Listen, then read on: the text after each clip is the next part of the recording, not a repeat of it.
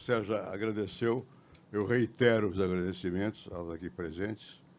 E o ministro Beto Albuquerque me mandou uma carta que recebo nesse momento do Almirante Zanella, explicando que ele tem uma reunião dos integrantes dos BRICS, que vai lá em Brasília, que por essa razão não pode estar presente entre nós, eu lamento, mas, de qualquer maneira, augura que tenhamos bons resultados aqui no encontro. Eu acho que nada mais importante nesse momento do que olhar para frente. E olhar para frente significa ver qual vai ser a matriz energética do futuro e quais vão ser as invenções que vão realmente estar por trás do crescimento da economia nos decênios futuros. Eu tenho muita preocupação com esse tema, e a razão é muito simples. Aqui está o Davi Zilberstein, que na época foi presidente da Agência Nacional do Petróleo.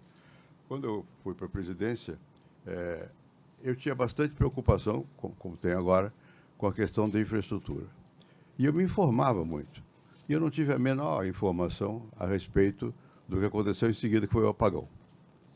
Por quê? Porque eu não sei de que maneira, alguma decisão interna de que o presidente devia ficar à margem dessas questões. Olha, é a questão central, que você leva um susto quando você percebe que, de repente, o país pode capotar.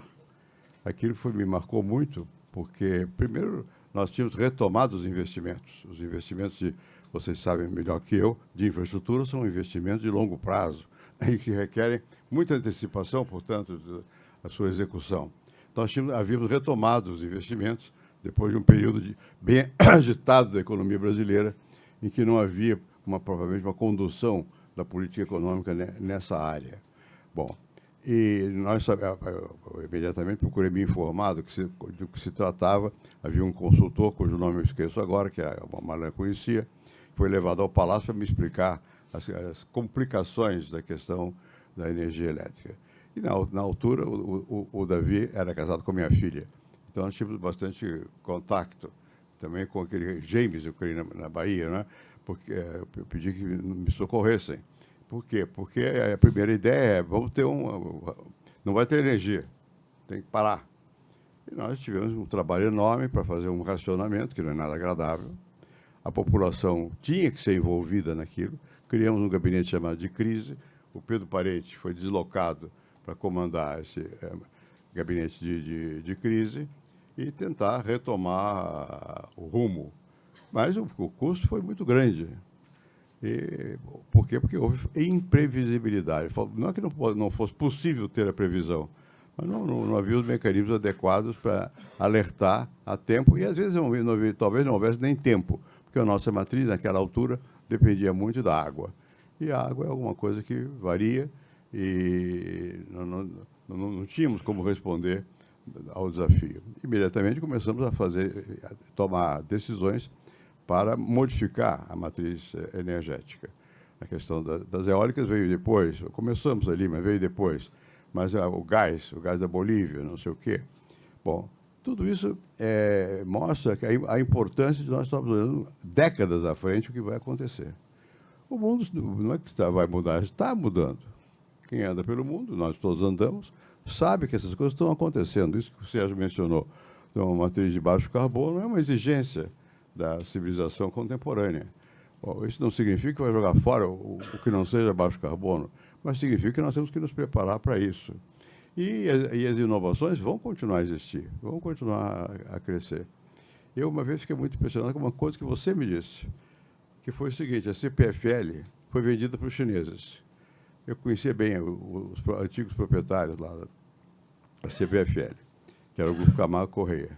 Bom, e primeiro que vieram os chineses, havia uma reunião lá de vocês, né, na diretoria, e havia quem traduzisse o inglês dos brasileiros para o inglês dos chineses e vice-versa.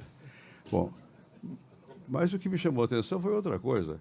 Foi o fato que estava havendo uma troca de tecnologia, porque os chineses tinham uma tecnologia superior à nossa, né? Olha, a nossa era alemã, americana, sei lá o quê. Os chineses estavam já avançando. Eles tomaram eu não me esqueci disso, duas decisões: reinvestir tudo e trocar a tecnologia. Bom, esse é o mundo de hoje.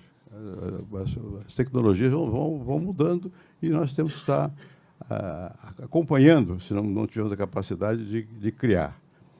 Criação não é uma coisa que exista em abstrato. Eu vou contar um pequeno episódio.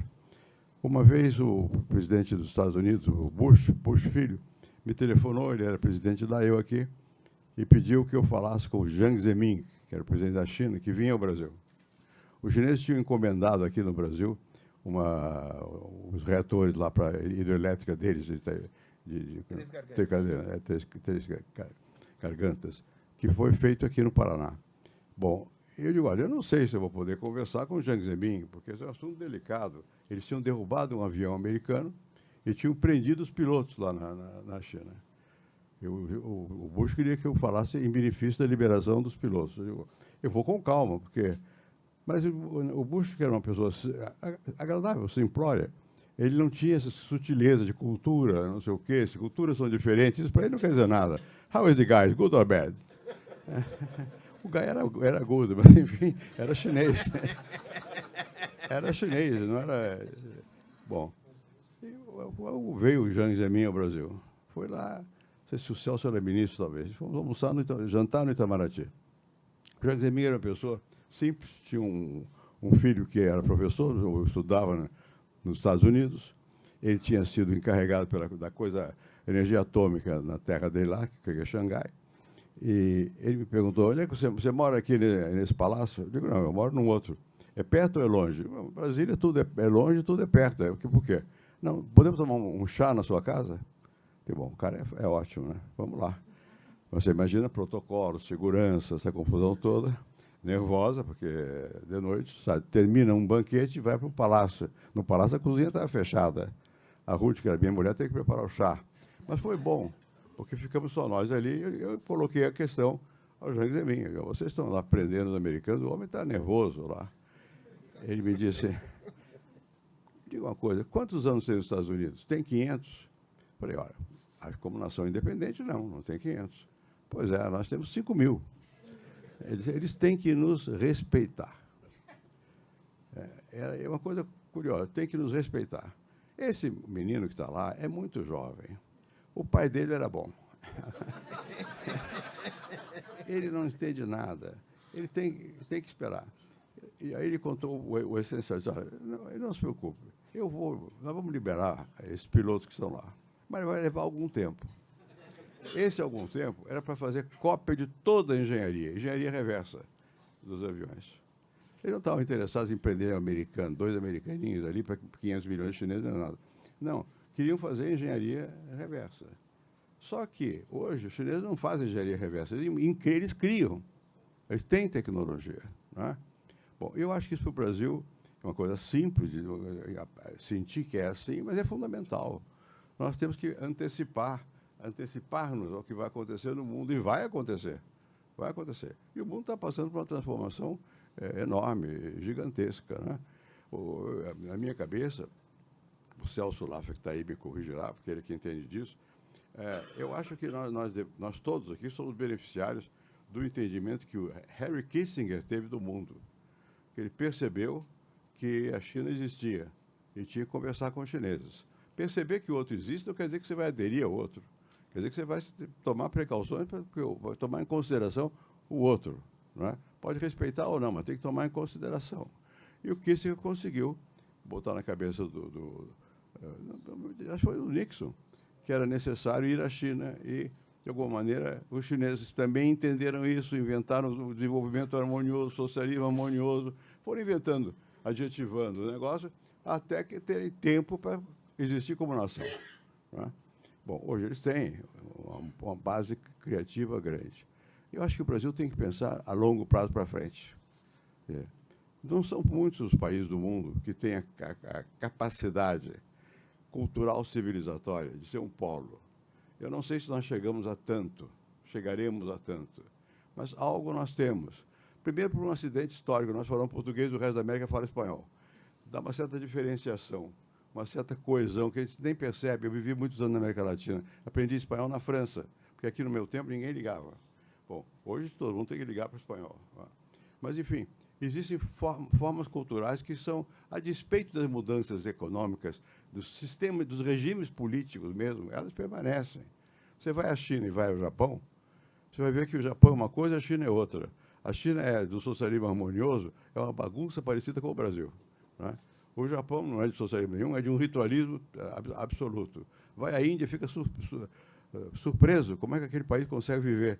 E vive. Quer dizer, tem algum tipo de dimensão cultural que dá coesão à Índia. Tem um livro do seu amigo, o Otávio Paz, muito interessante, Vislumbre de Índia, em que ele, como embaixador, procura entender como é que é a Índia. Bom, o Brasil pode se colocar daqui a, sei lá, 200 anos, numa posição desse tipo, de você poder ser um foco de um modo de viver. Mas, para isso, nós temos que nos preparar na base da realidade. E a realidade são os desenvolvimentos tecnológicos e científicos. A mudança do padrão energético é uma que está nos desafiando. Bom, não quero... O Sérgio já bem advertiu que eu não devo falar, porque tal. Para não correr risco de dizer impropriedade. Mas o fato é o seguinte, outra questão, que eu termino por aqui, mas outra questão, além desse desenvolvimento que nós precisamos ter da matriz energética, criatividade, ciência, tecnologia, precisa olhar com atenção que o que está acontecendo no mundo, e na América Latina muito especialmente. O grau de desigualdade nosso é muito elevado. Isso também não dá certo. Também não dá certo. E essas coisas, quando explodem, não explodem no pior momento. Eu ainda recentemente me referi a isso. Tem um estudo sobre a Revolução Francesa que mostram claramente isso. Não foi quando a França estava na pior que o povo explodiu. Foi quando começou a melhorar. Porque aí as pessoas sentem perspectivas e comparam. E veem que estão mal. Quer dizer, nós temos que perceber isso e tem que haver também aí profundas modificações, porque senão as coisas não dão certo. Não é? Os americanos conseguiram, a moda deles, pegar um bando de gente, uma diferente das outras, e botar a Constituição na cabeça. É uma coisa fantástica conseguir isso. Não é? Bom, os russos têm outros, são czares, mas conseguem botar a ideia da Rússia. E aí a nossa? Qual é a ideia que nós vamos colocar para unir o povo e para diminuir a desigualdade? Então, eu acho que junto com esse tema, que é mais social, político-social, o tema que nós vamos discutir hoje aqui é essencial, e se nós não abrirmos os olhos, queiramos ou não, ficamos para trás. Muito obrigado.